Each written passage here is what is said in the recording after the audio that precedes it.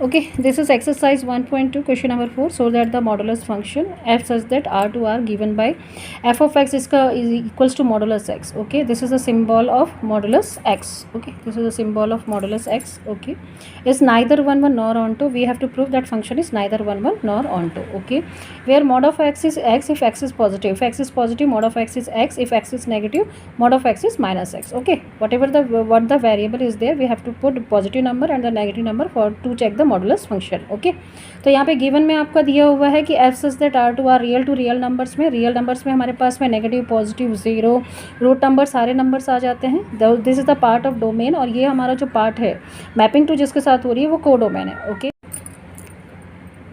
तो यहाँ पे फंक्शन हमारा आर टू आर था, f of x equals to modulus x. Okay, अब हम यहाँ पे 1 1 प्रूफ करेंगे. जैसे कि हमको 1 1 के लिए पता है रूल्स क्या कहते हैं through the theoretically f of x equals to f of y if x equals to y. Okay, यहाँ पे अगर आप वैल्यू पुटअप करते हैं डोमेन की, X and Y are the part of the domain elements, तो यह एक्स इक्वल्स टू वाई की वैल्यू निकल कर आनी चाहिए. So you can say that function is 1 1. और ऑनटो हमें क्या कहता है कि एफ ऑफ एक्स किसके इक्वल आना चाहिए, वाई के लिए. So you can say that function is the onto. That is for the theoretical ना. We have to follow to solve this question rule number 1 for 1 1. Okay, अब यहाँ पे हमको इसे थ्योरेटिकली सॉल्व करने की ज़रूरत नहीं है, तो हम यहाँ पे नंबर्स के थ्रू जा सकते हैं. हम यहाँ पे वेरिएबल्स नहीं ले रहे हैं, हम यहाँ पे लॉजिकली से प्रूफ कर रहे हैं. हमको पता है कि रियल नंबर्स में सारे तरह के नंबर्स आ जाते हैं, रूट के numbers, positive numbers, negative numbers. वैसे ही सेकंड आर में भी होंगे जिसके साथ आप मैपिंग कर रहे हैं. आर टू आर का आपके पास फंक्शन दिया हुआ है. ओके, तो यहाँ पे मैंने 2 नंबर्स लिए हैं. There are 2 numbers I am taking here -3 and 3. Okay, that -3 and 3 belongs to R और आर आपका क्या है, ये को डोमेन है. ओके, तो आप देख रहे हो जब -3 डालते हो तो मॉडुलस क्या करता है, नेगेटिव का पॉजिटिव बना देता है ना, तो वो 3 हो जाएगा. ओके, वैसे ही आप पॉजिटिव डालोगे तो मॉडुलस आपको पॉजिटिव का पॉजिटिव ही देता है. तो आप यहाँ पे देख रहे हो कि -3 और 3 दोनों के लिए आपको क्या मिल रहा है, 3 मिल रहा है. -4 डालोगे तो 4 मिलेगा, +4 डालोगे तो 4 मिलेगा.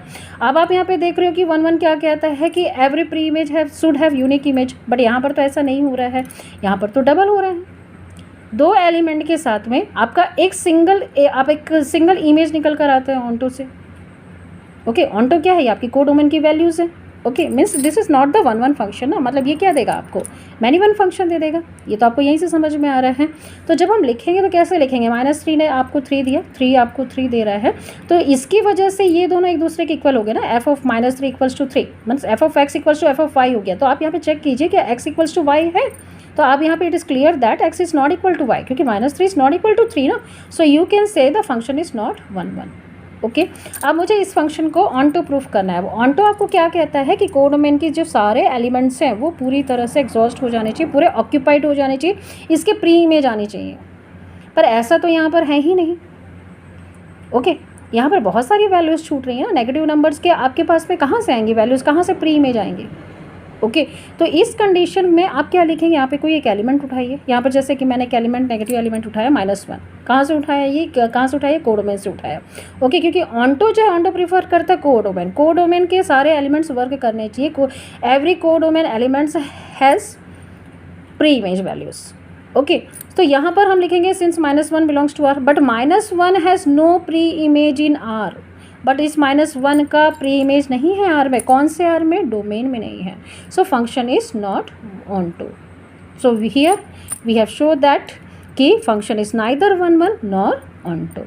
Okay, so my next question is the question number 5. So that the sinum function f such that r to r, again the function implies that r to r is the domain, second r is the co-domain, but that is for the sinum function. Okay, sinum function आपको क्या कहता है, if x is greater than 0. और एक बात, ये इधर की जो वैल्यूज़ है ना, आप जो लेफ्ट हैंड साइड में देख रहे हो यहाँ पर, ये जो पूरी वैल्यूज़ है, ये वैल्यूज़ क्या होती हैं, ये डोमेन होती हैं. और जो वैल्यूज़ यहाँ पर जो आप देख रहे हो, ये सारे आपके को डोमेन की वैल्यूज़ होती हैं.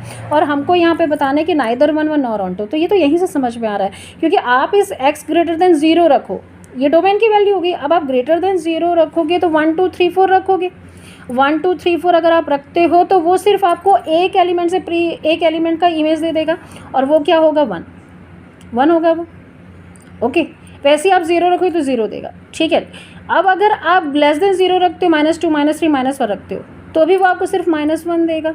और 1 1 क्या कहता है, every element should have unique image. But यहाँ पर तो ऐसा नहीं है, ये तो मैनी वन फंक्शन निकल रहा है, क्योंकि आप ग्रेटर देन 0 में 1 2 3 रखते हो तो आपको 1 देता है.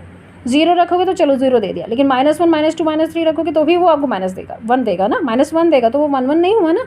तो ये तो हमने किस में बताया, ये हमने लॉजिकली बता दिया। अब हम इसे लिखें कैसे, तो यहाँ पे फॉर 1 1 फंक्शन के लिए हमने यहाँ पे अगेन 2 एलिमेंट्स उठाए, क्योंकि फंक्शन हमारा R2 R है, मैंने यहाँ पे पॉजिटिव नंबर्स लिया, लेट 1 3 बिलोंग्स टू R। 1 ये 1 3 कहाँ से आ रहा है, ये डोमेन से आ रहा है ना। अब अगर 1 रखते हो आपको तो 1 मिलता है, देखो यहाँ पे ग्रेटर देन 0 है ना, तो ग्रेटर देन 0 1 और 3 ग्रेटर देन 0 वैल्यूज हुई ना, पॉजिटिव नंबर तो आपको पॉजिटिव नंबर देगा, और 3 रखोगे तो 1 देगा। अब इस कंडीशन में f(1) f(3) के इक्वल हो गया, क्योंकि 1 1 वैल्यू आ गई। लेकिन क्या through for 1 1 function is it x equals to y? No, here x is not equal to y, तो 1 यहाँ पे इज नॉट इक्वल टू 3 1 ना, तो function is not 1 1। Okay, for 1 1 function it must x equals to y there, but here that's not. Is it clear to you all? अब let's see for onto function. Onto function के लिए आप देख रहे हो कि मैंने यहाँ पे बताया कि ये कोडोमेन है, ओके, और कोडोमेन के सारे एलिमेंट्स के लिए क्या होना चाहिए हमारे पास में, प्री इमेज होना चाहिए। और कोडोमेन एक्चुअली में हमारा R है ना, R रियल नंबर्स है, तो रियल नंबर्स में क्या सिर्फ 1 0 -1 आता है क्या? नहीं है ना, ये तो उसने रेस्ट्रिक्टेड कर दिया, साइन फंक्शन ने रेस्ट्रिक्ट किया ना कि 1 0 1 -1 ही आपका कोडोमेन इतने सारे वैल्यूज़ के लिए। ओके, तो यहाँ पर देख रहे हो कि सिर्फ 1 0 -1 के लिए ही आपको प्री इमेज मिलेगा, फिर रेस्ट एलिमेंट्स क्या करेंगे यहाँ पे, वो तो ऑक्यूपाइड नहीं हुए ना, वो एग्जॉस्ट नहीं हुए, means it is not a वांटो फंक्शन ऑल्सो। तो आप लिखेंगे कैसे, -1 0 1 has only pre image but other elements of codomain has no pre image, hence function is not onto. So here you have proved that function is neither 1 1 nor onto. Okay, so next question, question number 7, state whether the function is 1 1 onto or bijective. Okay, 1 1 onto और bijective। 1 1 क्या होता है, 1 1 injective function होता है। onto का second name क्या होता है, ये आप मुझे कमेंट बॉक्स में बताएंगे। Okay, and for the both function 1 1 और ऑन्टो, हम इन दोनों को मिलाकर हम क्या कहते हैं, बाइजेक्टिव फंक्शन। अगर फंक्शन ये दोनों प्रूव हो जाता है कि 1 1 भी और ऑन्टो भी है, so we can say that function is bijective function. तो हमको जस्टिफाई करना है ना यहाँ पर आंसर को, तो यहाँ पे फंक्शन कैसे है देखो, फिर R टू R को बिलोंग करे, फिर रियल टू रियल है। अब फंक्शन किस तरह का दिया हुआ है, 3 - 4x।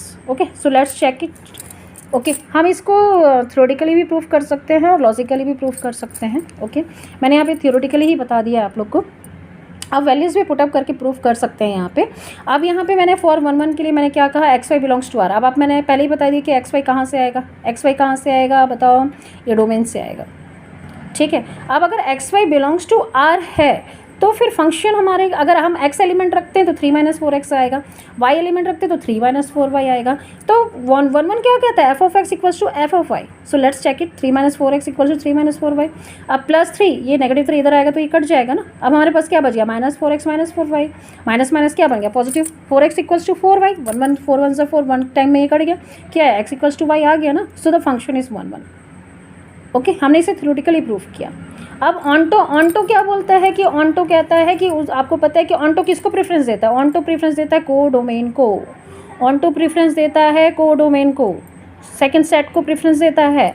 मतलब यहाँ पे आप डिपेंडेंसी चेंज कर देंगे। अब रियल ना, ये जो y है ये x रहता है, ये आपकी y रहती है ना, तो ये डिपेंडेंसी, क्योंकि आपको पता है कि जो फंक्शन रहता है वहाँ पे y की वैल्यू आपको कोडो में निकाल कर देती है। तो अब y बिलोंग्स टू R लिखेंगे, यहाँ पे x बिलोंग्स टू R नहीं लिख सकते ना, y बिलोंग्स टू R लिखेंगे, क्योंकि यहाँ पे हमने डिपेंडेंसी चेंज कर दी है। अब फंक्शन एक्चुअली में क्या हो गया, फंक्शन आप कैसे लिखते हो, f(x) इक्वल्स टू 3 - 4x, और यहाँ से जो वैल्यू आती है वही तो कोडोमेन होती है ना। तो कोडोमेन को हम यहाँ पे डिपेंडेंसी चेंज करके क्या लिख रहे हैं, y 3 - 4x। ओके, तो यहाँ पर जरा आप x की वैल्यू निकालो आप। ओके, क्योंकि अब आपको यहाँ इस पार्ट पे वैल्यू को पुटअप करना है और x की वैल्यू निकालनी है। क्यों, क्योंकि ये पार्ट आपका क्या बन गया, कोडोमेन, और ये क्या बन गया, डोमेन बन गया। तो आप यहाँ पे कोडोमेन को ही तो चेक कर रहे हो ना। तो यहाँ पे y इक्वल्स टू 3 - 4x हो गया, यहाँ पे 4x की वैल्यू निकाली मैंने, y - 3/4 हो गया। ओके, 4x इक्वल्स टू क्या आया, y - 3 आया ना, और यू कैन से 3 - y, और x की वैल्यू क्या आएगी, y - 3/4, और you can write 3 - y/4 belongs to R। और ये किसको बिलोंग करना चाहिए, R को ना। आप वैल्यू पुटअप करके देखो, 1 y पे y से यहाँ पे रियल नंबर से कोई भी एक वैल्यू ले लो 1 रखा हमने, तो 3 - 1 क्या हो गया, 2/4, 1/2, 1/2 की क्या देगा, x देगा। तो x में क्या 1/2 नहीं आएगा, क्या आएगा कि नहीं आएगा, 1/2 आएगा ना भाई। डेसिमल वैल्यूज आती हैं कि नहीं आती हैं, so it means it is belongs to R। तो अब आप यहाँ पे ऑन्टो कैसे प्रूफ करोगे, ऑन्टो में क्या प्रूफ करना पड़ता है, f(x) equals to y। Okay अभी तो हमने यहाँ पे x की वैल्यू निकाली यहाँ पे, तो ऑन टू के लिए आप पहले डिपेंडेंसी चेंज करेंगे, जो फंक्शन रहेगा उसको आप y के इक्वल लेंगे, फिर आप x की वैल्यू निकालेंगे। ओके अब हम फंक्शन में जाएंगे। अब हमारा फंक्शन एक्चुअल में क्या था, 3 - 4x था। ओके तो जो हमने x की वैल्यू निकाले हैं वहाँ पे आप पुटअप कर दीजिए। x की वैल्यू क्या थी, 3 - y/4 था। ओके 4 से 4 कट गया हमारा, तो 3 - 3 माइनस क्या बन गया, ये प्लस बन गया ना। तो देखो 3 - 3 कट गया तो क्या आया, y आया ना। तो f(x) = y, so function is onto. So means here function is bijective because the function has proof for both 1 1 and onto. So means the function is bijective function. Okay now for the question number 8, let a and b be sets. अब a and b हमारे दो sets हैं। Okay अब यहाँ पे show that बोल रहा है कि a cross product of b tends to b cross product of a। Okay अब यहाँ पे a क्रॉस b दिया हुआ और यहाँ पे b क्रॉस a दिया हुआ, तो a क्रॉस b आपका क्या है, ये डोमेन है, और b क्रॉस a क्या है आपका को डोमेन है। अब सच दैट ये इसके एलिमेंट्स क्या है, डोमेन के लिए आपके पास में f(a)b है और को डोमेन के लिए आपके पास में b(a) है। ओके f(a)b और f(b)a है। Okay so the function is bijective function. हमको यहाँ पे प्रूव करना है कि function is the bijective function. Okay so let's see, given आप लिख लीजिए f such that a cross b tends to b cross a। Okay अब हमारे पास में एलिमेंट्स हमारे पास में, अब हम कैसे प्रूफ करते हैं ना, मतलब हमारे एलिमेंट्स कैसे होंगे, a क्रॉस b के लिए a b है और b क्रॉस a के लिए b है। ओके तो मुझे 1 1 फंक्शन के लिए हमें क्या लेना है, f(x) = f(y), तो मैंने फिर से वही काम किया, xy belongs to a b, sorry xy belongs to a cross b। Okay क्योंकि a क्रॉस b मेरा यहाँ पे क्या था, डोमेन पार्ट था ना, मैंने बताया था ना, ये पहला पार्ट डोमेन होता है, सेकंड पार्ट हमारा को डोमेन होता है, इसका एलिमेंट से a b है। ओके तो अब फंक्शन है f(x) के लिए, अब मुझे यहाँ पे a b हमारे पास दो ही एलिमेंट्स है, तो मैंने इसे 2 नेम्स प्रीफर कर दिए, a1 b1 और a2 b2। ओके तो f(x) के लिए मैंने a1 b1 लिया और f(y) के लिए मैंने a2 b2 लिया। अब मुझे इसको 1 1 प्रूफ करना है, मीन्स ये दोनों को मुझे इक्वल प्रूफ करना होगा। ओके अब यहाँ पे f(x) = f(y) आ गया, इसके एलिमेंट से a1 b1 और a2 b2। अभी अगर ये एक दूसरे के इक्वल है, इट्स मीन्स क्या हुआ, a1 must be equals to a2 और b1 must be equals to b2। So we can say that a1 b1 equals to a2 b2। अब a1 b1 क्या था, x था, a2 b2 क्या था, हमारे पास y था, यहीं से आया ना, ये x था और ये क्या था, y था, ये इसी के तो एलिमेंट्स थे ना। तो हम लास्ट में क्या लिख सकते हैं, so we can say a1 b1 equals to a2 b2 x equals to y, so the function is 1 1 function। Okay अब ऑन टू के लिए मैंने क्या कहा था, डिपेंडेंसी आप चेंज करेंगे, तो मैंने यहाँ पे फंक्शन f(x) = हमारे पास में क्या f(x) = हमारे पास में क्या था, यहाँ पे ab = ba था, मैंने यहाँ पे डिपेंडेंसी चेंज कर दी। ओके यहाँ पे y बिलोंग्स टू ba है, ठीक है, y belongs to b cross a है। ओके और b क्रॉस a के लिए हमारे पास में एलिमेंट्स कैसे थे, को डोमेन के लिए तो ऐसा था ना, और सॉरी ना, डोमेन के लिए तो हमारे पास में ये था और को डोमेन के लिए हमारे पास में क्या था, ऐसा था ना। ओके तो y = किसके इक्वल हो जाएगा, ba के लिए, लेकिन x, अब मुझे इसको x के इक्वल करना है ना, x की वैल्यू के लिए, ये तो मेरे पास में किसकी वैल्यू आई, y की वैल्यू आई ना। अब अगर मुझे इसे x के इक्वल करना है, x की वैल्यू लेकर ही, x की वैल्यू को ही तो हम फाइंड आउट करते हैं ना, y से हम x की वैल्यू को फाइंड आउट करते हैं। तो x की वैल्यू एक्चुअल में यहाँ पे क्या चल रही है, ab चल रही है, मैंने x की वैल्यू ab लिख दिया। ओके यहाँ पे मैंने डिपेंडेंसी चेंज की, y की वैल्यू को पहले कवर किया। ओके ठीक है, ये हमारी को डोमेन की वैल्यू थी, क्योंकि ऑनटो फंक्शन को डोमेन को ही प्रीफर करता है, बट x की वैल्यू क्या है हमारे पास में, a b है, a, b है। सो सच दैट f(x) हमारे पास में, एक्चुअल f(x) हमारे पास में क्या है, f(a)b है। ओके f(a)b है ना, एक्चुअल फंक्शन हमारे पास में क्या है, f(a)b, और ये किसके इक्वल है, ba के इक्वल है, और ये ba किसके इक्वल है, y के इक्वल है। आ रही है बात समझ में, तो हमने प्रूफ कर दिया ना f(x) = y। Is it clear? Okay so we can say that the function is onto function. अब फंक्शन अगर आपका 1 1 भी बन गया और ऑन टू भी बन गया, तो you can say hence function is bijective function. Okay